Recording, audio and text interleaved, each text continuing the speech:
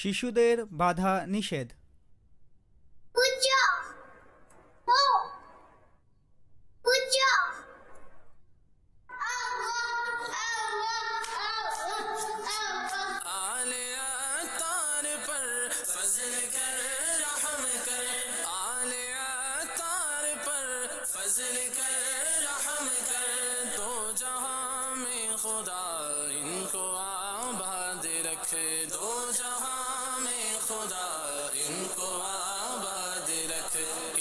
सारे घराने को भी शाद रख ऐ खुदा ऐ खुदा ऐ खुदा मेरे बापा को आबाद रख ऐ खुदा मेरे बापा को आबाद रख।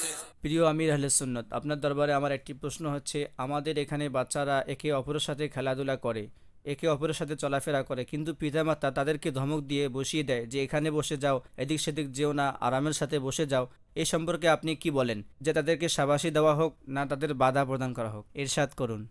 বাধা তো দিতে হবে। এরা সুইচের ভিতর হাত ঢুকায়, জিনিসগুলো টেনে নেয়, নিজের উপর কিছু না কিছু ফেলে দেয়। তো এখন হাত বেঁধে তাদের তামাশা দেখলে তো হবে না, থামাতে হবে। এরা এমন করে মনে হয় যেন বাঁধতে হবে। যেমন দেখুন, সে এখন ভদ্রতার সাথে বসে আছে, কিছুক্ষণ পর হতে পারে সে এটা টান দেবে, ওটা টান দেবে। যদি তাকে না থামায় তো হতে পারে দাঁড়িয়ে সে স্ক্রিনকেও উল্টিয়ে দিতে পারে। বাধা দেয়া উচিত, সবাই বাধা দেয়, বাধা দেওয়ার ক্ষেত্রে তো কেউ নিষেধ করেনি। প্রয়োজনে বাধা দিতে হবে, হ্যাঁ, বিনা প্রয়োজনে না থামাবেন না বাধা দিবেন।